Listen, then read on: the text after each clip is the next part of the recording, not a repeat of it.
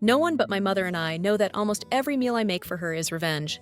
I have never told anyone this, not even my husband. But it happened again tonight, and I'm feeling a bit giddy because of how well it worked yet again, so I want to brag.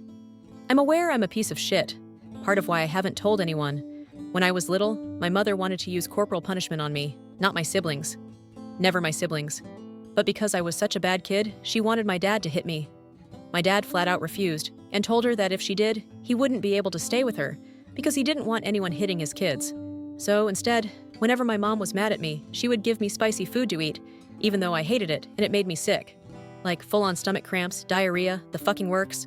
She would only do it when my dad was at work, which was most nights at dinner, and whenever I asked for something else to eat, she would break down and cry over how much time she spent on my food. And don't I love her?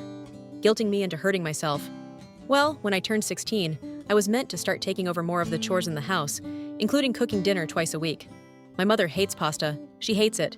It's a texture thing, and she claims it's always a slimy. One brilliant night at 16, after my father began working morning shifts, I was mad at her for screaming at me earlier in the day, and I realized I could do something about it.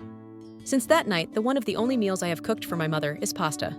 I load it with sauce, and sometimes make things like baked spaghetti, because she hates the way the top of it looks. Whenever she's tried to turn it down, I put on Waterworks and shake and look at the table.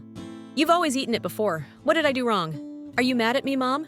And because either my dad or my husband, or other people whose opinion she cares about, is there, she's never called me out. I'm 26 years old, and I intend to do this for every meal we share, or until she cuts me off.